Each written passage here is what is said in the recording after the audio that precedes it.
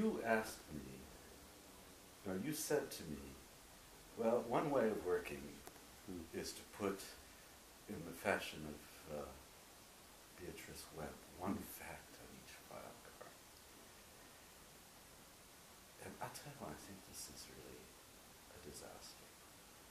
I think for the kind of stuff that you and I do in the social sciences, which is more oriented to interpretation, what I call verstehen, we always want to find specificity, but we don't want to enclose it as a sort of self-standing fact. We want unlike things to be able to associate with each other, because that's the way the real world works. And I think I was telling you in Hall that when I was writing the question, I was very interested in a very arcane subject, which was the development of the mobile phone out of radios on the one hand and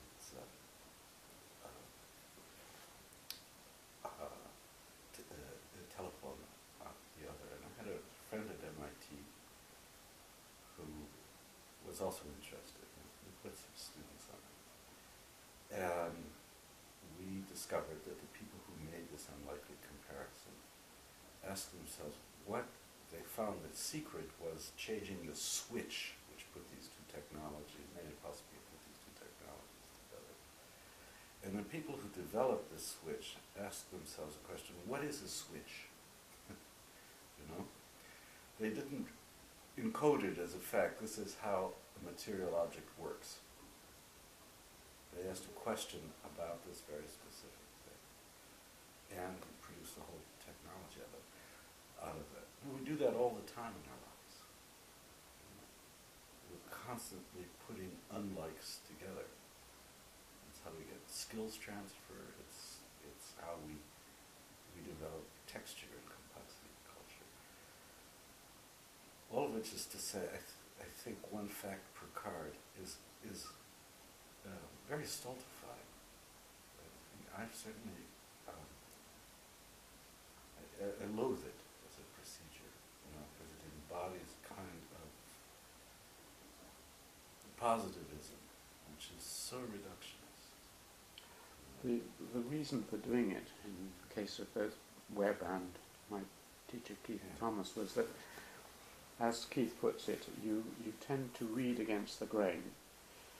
When you read your sources, you have a question or problem which, as Mark Bloch puts it, the sources don't directly tell you about. Right. So you read through your sources with a kind of net of questions, and you pull the little fish of... A fact is actually, of course, a relation between two things. It can never be singly. So you pull these fish out of the pool against the grain. So, and you can't just... The interesting questions in history and anthropology, you can't just go and find a source. It's something that will take you 5 or 10 years. So you need some method of capturing these relations which are bearing on some question you have over a period of time, and then being able to recall them. So as you read a source, you find a little reference to childhood or whatever it is that you're interested in, and you put it down on this card. And it should have the magical effect of associating things from that are well apart, a source over here, a source over there. It will never. It's doomed to fail. Well, I can't say that categorically, but I think it's a very poor... The problem is that the metaphor is all wrong, because we're not catching things in the matrix. You know this from what you're doing now, and I know it as an ethnographer, that when we interview somebody, in the course of an hour, 2 hours of interview, that their opinions are going to change because the interview itself becomes a narrative, and things things get revised in the course of being said later or coming earlier in the narrative. The effect is the change. And if you were to notate, as opinion researchers do, at just one moment in time, a person saying, I believe X, and then at a later time saying, I believe not X, you would say this is a contradiction. You have two contrary facts. In fact, time has made a metamorphosis. And so what you want to understand is what happened in between to produce a metamorphosis. And almost all social relations follow that pattern. When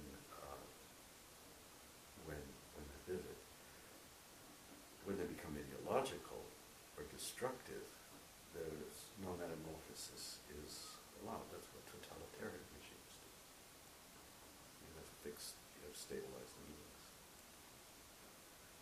So, now that's another part of this subject.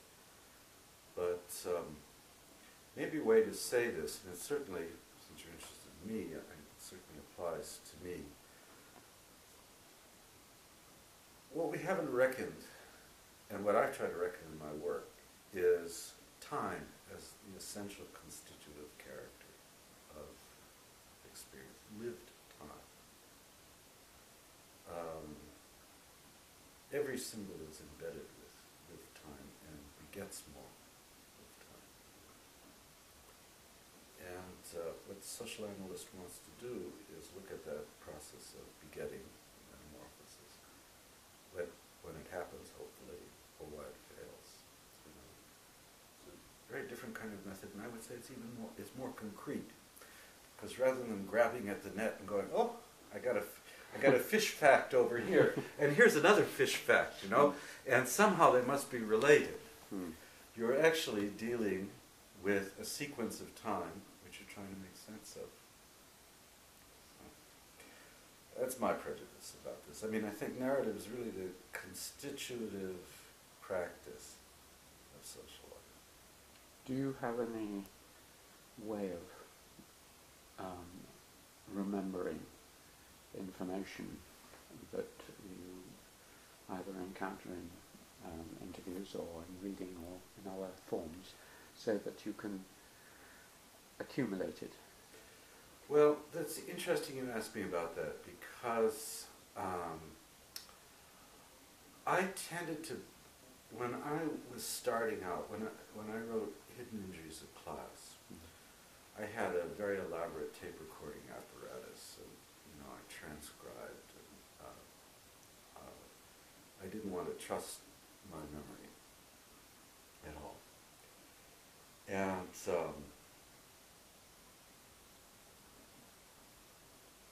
the way I worked was just very simple. I'd conduct an interview like this and use a machine like the one you use. Very worrying when when a middle-class person is doing studies of working-class people, because they're fixated on machines. You probably know as an anthropologist, the genie of machines that should come. And also for me, because I worried about getting everything on the tape, and when a person was out of place. So over the course of time, I tried to train myself to remember more and write down things after interviews. There's a limit to it. And my musical memory is good, but my verbal memory is not as good. So I still use the machine. I had one of these marvelous little Japanese, pencil-like recorders that does 2 hours. It's fantastic.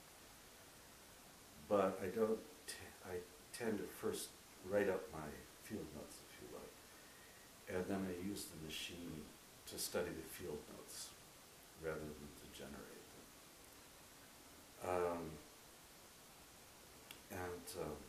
I don't know how you read books. That's also the way I read books. When I finish them, I tend to make a kind of write down if I like them, learn something from it, to sort of write all that down, rather than and then go back into the book from that. But it is an issue in ethnography because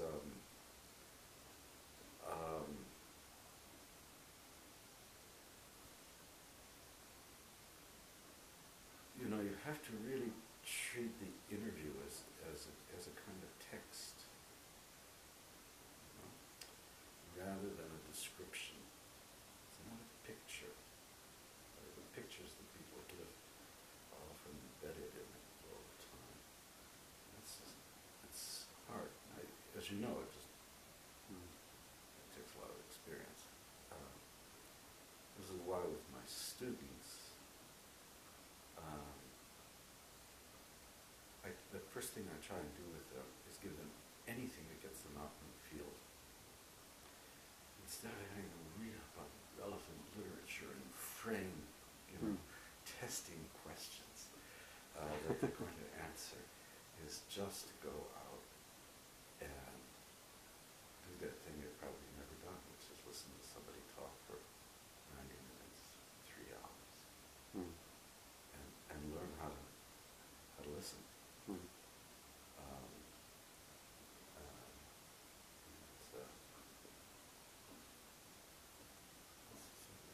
I think it's a real issue in interpretive social science. The method matters quite a bit. I don't know what your experience has been. How do you train students to do field work? Do you just throw them in the tank, or do you try and prepare them? Well, I'm going to give you a long answer. In the old days, you said, get out there, make sure your gym shoes have a hole at the front and the back so the water can get through. Take your mosquito net and goodbye. I like that. This was the sort of 40s, Audrey Richards era. Yeah. Audrey's advice was to take more tables than you think you might need, because you must remember you will be wanting to work at one and your bearer will be laying out the supper on the second one. That sort of practical advice, but we can't teach you. You're Yes. But now, under pressure from research bodies and so on, we had to keep them hanging around for 9 months doing all sorts of exercises and so on. It's largely a waste of time, but you had to play the games. But on to you again. Since you mentioned Hidden Injuries of Class, that's a wonderful title, and it'd be nice to know how you chose it, but also what the book is really arguing. Well, it starts with a kind of very odd impression that foreigners have of the United States, which is that it doesn't really have a class structure, that its culture is monochromatic in terms of class. And what I and the researchers that I did this with, I wrote it with one of them, Jonathan Cobb, but we had a large team of researchers. What we wanted to show was the ways in which social distinctions of class are very marked in America. In some ways more marked than they are in countries like France or Germany. So that was a kind of, that was where we began.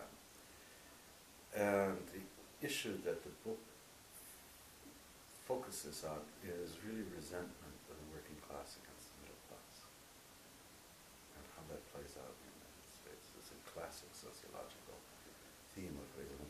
We tried to make it more personalized. For instance, what happens to people when their children are actually, working class children are actually mobile up into the lower middle class, the kind of family tensions that this breeds.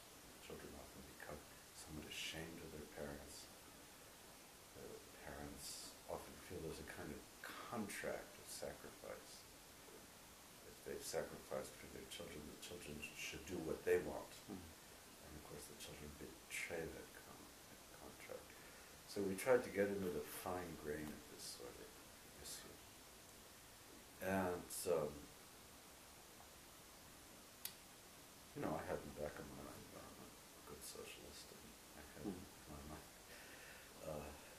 this country, which the United States, which was supposed to have no class structure, in fact had a very powerful one, issue for socialism. So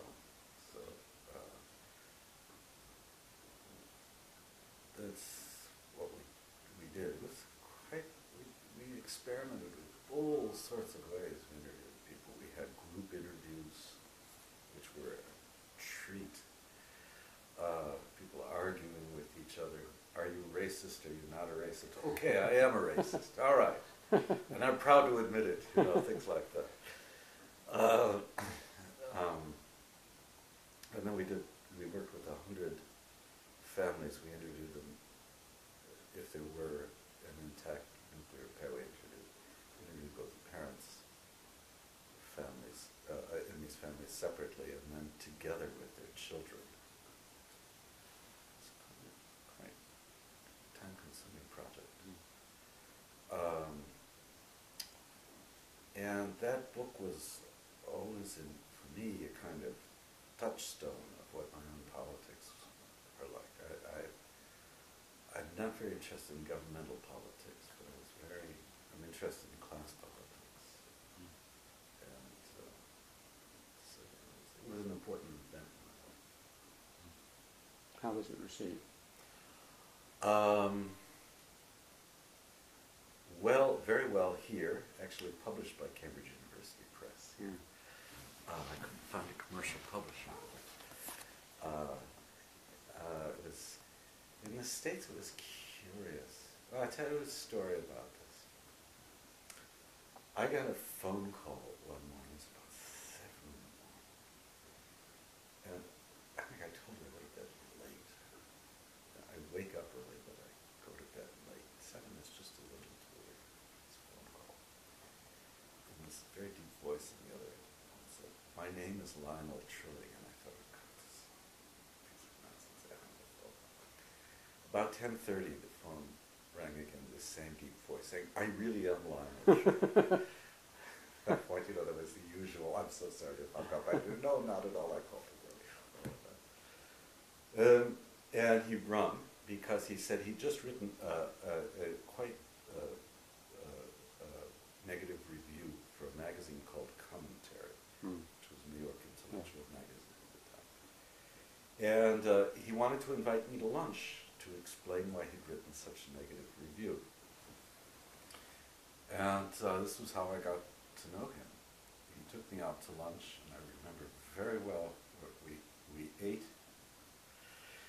at a Chinese Sichuan restaurant at 84th and Broadway. And he was just at the beginning of the cancer, the test, I think he had liver cancer that was going to kill him. So he had to have a very bland diet. Sichuan food is fiery. Mm-hmm. So he had something called eggs fuyang, which does not exist in China, as you pointed out about Japan as well. Very bland. And he ordered for me stuff which was almost inedible, huge.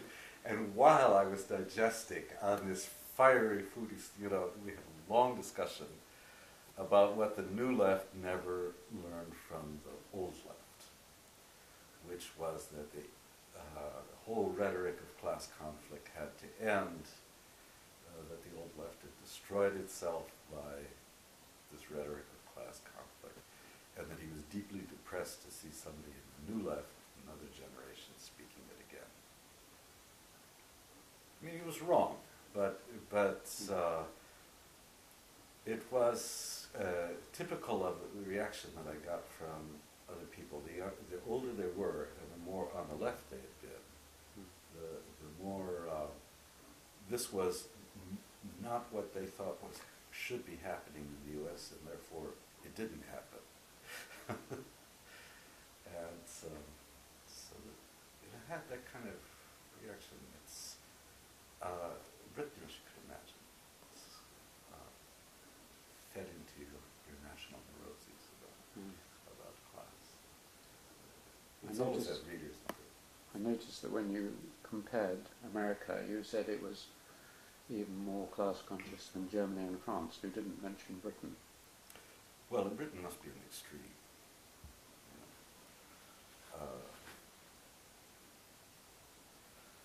have to say, what I don't find here, since I've come to live here the last 12 years, is something that you do find quite a lot in the States, and that's, I guess I could call it a kind of working class cringe that you frequently find among American semi-skilled or unskilled workers. A kind of deference which is certainly not sincere, but is put on as protective behavior. I don't, at least in the 12 years I've been here, I haven't had the sense of that kind of deferential divide between working class and middle class. I don't know whether I'm right about that. But so, you know, that is a difference. France and Germany, you know, class counts, but it doesn't count quite in so strongly. And for institutional reasons. The French have had for 2 centuries, you know, streaming patterns for upward mobility, and they've been rather resolute about having a kind of public culture which is monoclass. I mean, this is of course all subject to variation. And the class system in Germany is one where power, you know, there's a kind of common face and power is hidden behind that. So since I'm interested in class culture, that's why we make that contrast, although they're all unequal societies. But, you know, maybe you could make the argument about, no, you couldn't make that argument. Anyhow, that's why I say. Yeah, thank you. Well, I'll give you my theory about Britain later, but you mentioned public culture, which takes me on to another of your very well-known books, For the Public Man. Again, a lovely title, and what is that? What is the theme of that book, and why were you interested in that? Well, the theme is, you can understand in something like as follows. There were 2 ideas of the public realm which really dominated mid-century social thought. One was that of Hannah Arendt, Human Condition, and the other was of Jürgen Habermas and the transformation of public sphere. And as you know, the Arendt is a book that is resolutely identifies the public realm with the realm outside of particular interests, the common realm of action. And it does so for very admirable reasons. She doesn't think that women in the public realm have to behave representing what it is like to be a woman, blacks, what it's like to be black, etc. It's a very idealistic, sort of anti-identity form of public realm. Jürgen Habermas is quite a different idea, which is it's a play of material interest and discussion in public, and they're oriented to the notion of a gradual arrival at mutual understanding. When I started writing this book, I was interested in something that the everyday life of cities suggested to me, which was quite different, which was an idea of the public realm that's really dramaturgically based, which is based on behavior between strangers, in which people have literally to act out who they are in front of others. So for you as an anthropologist, a quite familiar notion, I mean, it's display. Kind of thing Victor Turney was interested in. So ritual behavior among, what he called theatrical behavior among people who didn't know each other. And it was also something that my friend Erving Goffman was very interested in.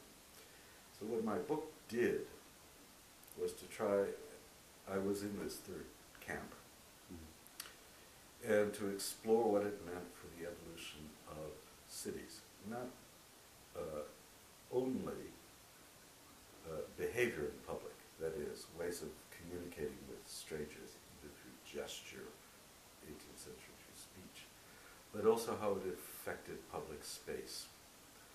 And the argument in the book was that basically the ability of people to communicate with strangers has decreased in the course of modernization.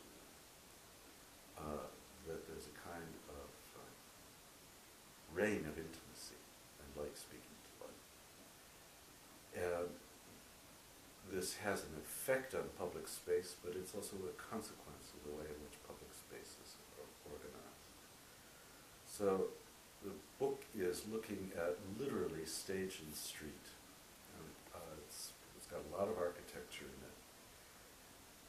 Because I think spatial relations, spatial conditions play an enormous role in the way in which strangers deal with each other.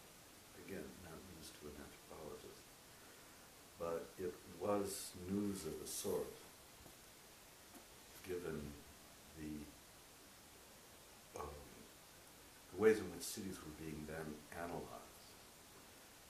And I had a tremendous response to that book among architects. It really got me going with these people. And it's continued to this day. I mean, we ask what makes a live public space. We're at a borderline between the sociological and architectural. And it's something that's interested me all my life since. I did a little bit of that interest when I wrote an essay when I was a kid called The Uses of Disorder. But now this really took form in terms of public realm theory. And it, God, I don't know how much of interest this is. I had a long talk, you know, I knew Hannah Arendt. She was kind of a guru to me. Tell me about her.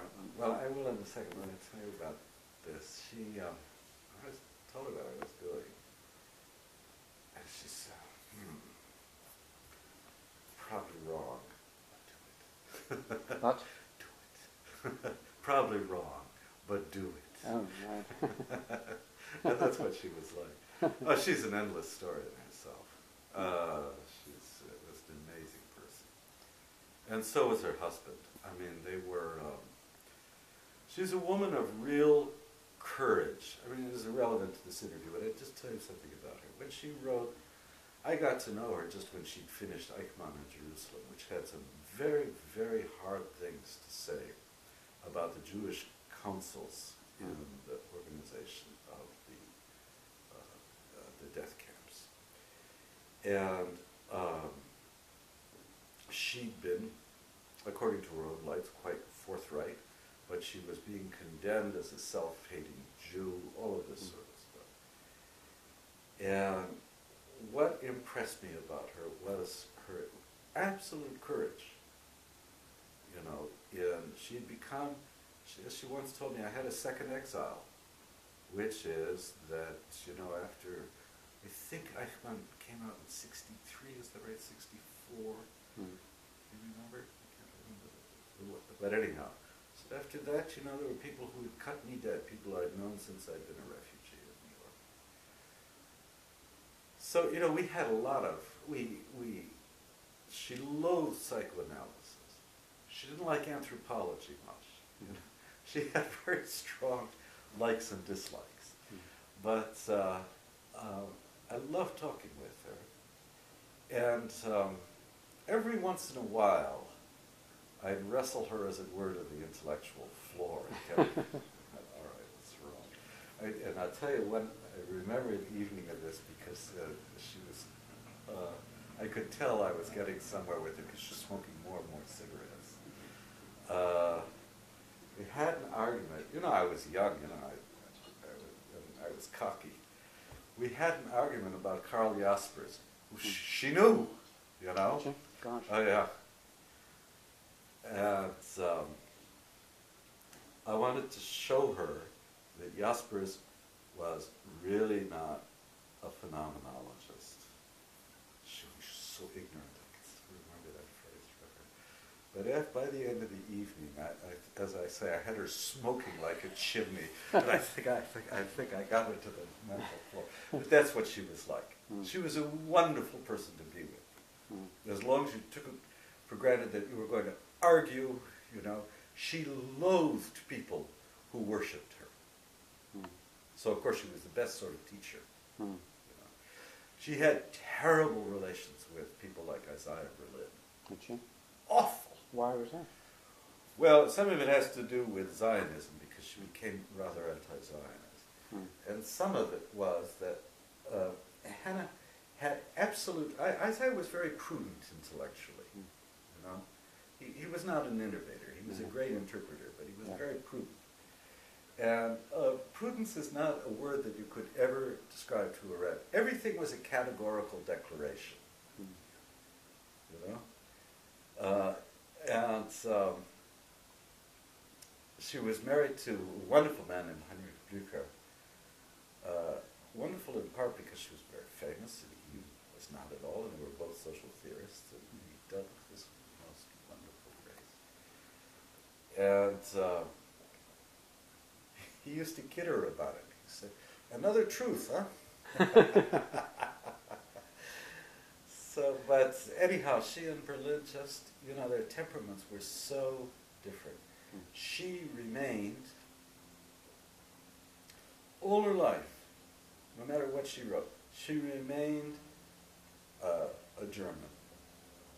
She was in exile. She was in no doubt about it. I mean, occasionally she'd write things about migration, immigration, and so on. It was nonsense. You know, she was somebody who was still living in Weimar Germany. Isaiah, this wasn't the case.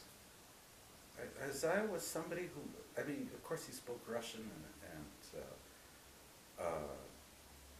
and he had a scope, I think, that most British intellectuals, just because they didn't have this experience, lacked. But I think, I can remember the establishment here. Arendt was never a member of the American establishment. She was a kind of part-time teacher at the University of Chicago. She'd been turned down from Harvard, Yale, Princeton, Columbia, so on. As the most famous political theorist in America, nobody would give her a job, although they gave courses on her. So they were very different, and it was a mutual hour. Since we're on your books, are there any other ones? You mentioned The Craftsman. Are there any others that you'd like to highlight or talk about? Well, there are two books that are really close to me. There's a book nobody knows called Flesh and Stone, which is a history of the material culture of cities from the ancient Greeks up to the present day.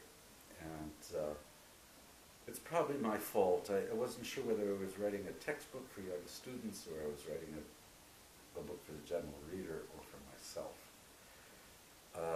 But it's a book I like, and it's just that. It's a history of the relationship between the body and the material experience, physical experience in the city, and architecture, between its material culture and its architecture. So that's a book that's very close to me among my books. And of course, The Craftsman, which is, you know, the whole new intellectual chapter. And that will be part of a set of 3 books about practice. Or as people now say, performativity. Such a dreadful word. You know, this is a terrible problem that social theory has. We get into this language,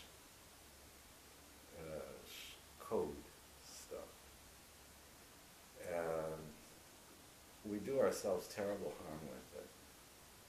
You know, I would have said another social theorist, yes, I'm doing a study of performativity, involved in manipulative practices, space making, and organization of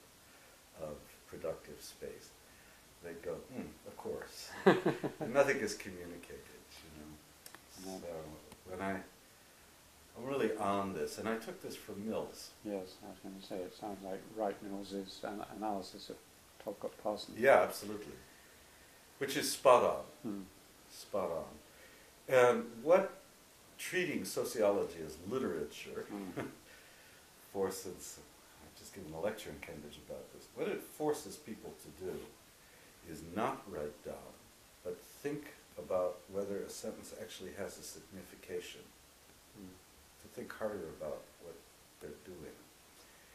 And, you know, really great social science writers like Foucault, or even Derrida, and or Elias, are people whose prose is extraordinary, just the way Freud's prose is extraordinary, badly translated all. But the Elias civilizing process is scintillating piece of prose, and that reflects a kind of excitement and energy in his thinking, you know. And the same thing with Foucault. Michel was an amazing writer in French. You know? Very hard to see that with a lot of our students. The idea of expression is not what the project of social science seems them about. As though there's knowledge here, and then there's a kind of reproduction or expression over here. There's a terrible separation. You don't suffer that, and I don't suffer that, but it may be it could be a generational thing. I don't know.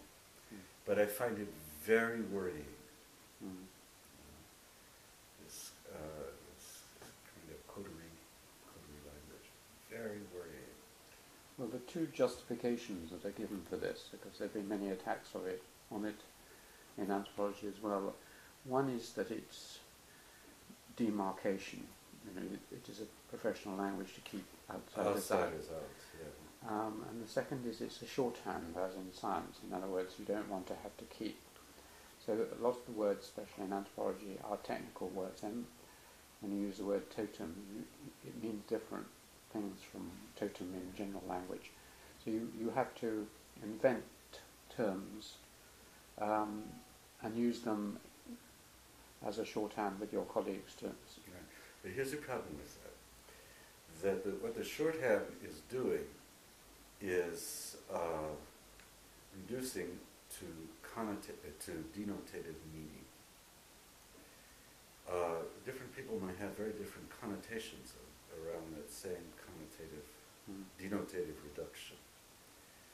And a lot of the problems in social theory arise because if I say performativity, if I were to use that as a term, it's not what my friend Bruno Latour means at all by performativity.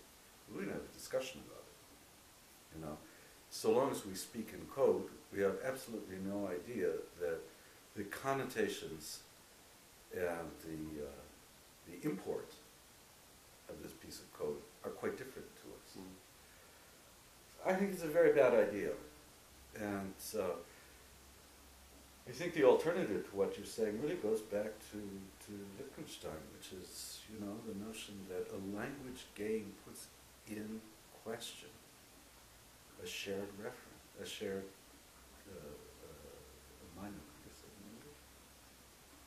a shared denotation. And by writing very simply, that is a kind of language game. You know? We're playing with something we may understand very deeply. We're playing with it in ways so that we can make it comprehensible to somebody who doesn't have that understanding. Then we have to play with language. But we're also learning that too. I'm against it. And I'm very tough on my own students about it. When I come here, I'm afraid I look like a pussycat to everybody, but about this subject, I am no pussycat. Well, a nice example is happened in the room next to me, and more or less this room, which was a huge feud between Edmund Leach and Meyer Fortes over social structure. And Ernest Gellner explained it, but Meyer Fortis was using the word as structure, as in British social structure. Yeah. Edmund was using the word structure as structure in the French sense. Right. It's the same letters, but entirely Right. different meaning. And they never sat down and said, we're using the same word in two different ways. And so they argued for years about this. Well, that would lead us into a direction of personalities too. Yeah. So, did you know Meyer? Yes, very well. Yeah. Quite well. Yeah, I did. So did I. He was a lovely man. Wonderful and really fine researcher. Look, is there anything else that we should? We could go on endlessly, but we can't. So. Well, I was just going to ask you about Lewis Mumford, because your work reminded me on the cities anyway, and so on. He wrote. Oh, I know. And does it really? That's interesting. Well, just the theme, the development of cities through yeah. time, and also you're interested in practical things, in crafts and so on. Yeah. His book on techniques and civilization. That's the book of his I like the best. Hmm. I thought he was a dreadful romantic about cities. Hmm. I've only met him once, and unfortunately he was just at the beginning of his Alzheimer's. We tried to talk him really. But I thought he was a terrible romantic about the virtues of a certain kind of centrally controlled small place. He was a believer in garden cities. Hmm. He loathed the work of Jane Jacobs. He wrote a famous attack on her. The spontaneous was something that was not the unplanned, the unprogrammed, was anathema to him. Perhaps that's true. He was a Fabian, and perhaps that's certainly true of his master, Patrick Geddes. My whole the urbanism that I've studied is about unforeseen encounter, uncontrollable relationships in the city, for very practical reasons. I never believed that racial relations between blacks and whites in American cities, for instance, were bound to follow a certain form. Were bound to follow a segregated form. If they're not, then there's a kind of experiment with the unknown that goes on between blacks and whites, and we see that. Same thing is true here in the second generation of Islamic, young people from Islamic backgrounds and so-called native British culture. And that happens in cities. And that's what interests me. And we're very, very, we couldn't be more different. And I regret it, I have to say, very much.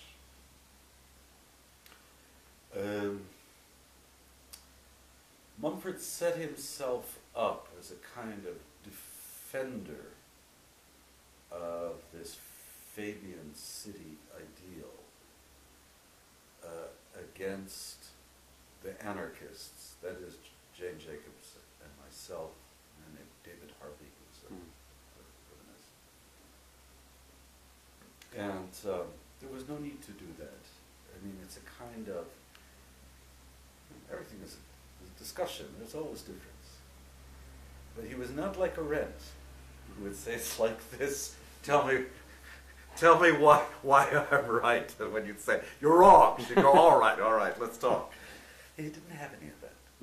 He had this kind of, Beatrice Webb, Fabian, it's almost a kind of condescension that you feel in that generation of socialists. The person he was most like in modern terms as a person is Peter Mandelson. To give you an idea of what, it's very difficult to really, he was very isolated. He didn't relate well to colleagues, and certainly didn't relate well to us. So we shared an interest, but for me, the urbanists that were important to me were people like Henri Lefebvre, certainly David Harvey, who was always an inspiration to me, many of the architects that I knew, younger architects, British architects like David Adjaye, or Alejandro Zarapolo, these are people I'm learning from all the time. And they're innovative, doing new things. Urbanism kind of, as you know well from Cambridge, is a rather problematic enterprise, because it either just tends to collapse in kind of regulatory,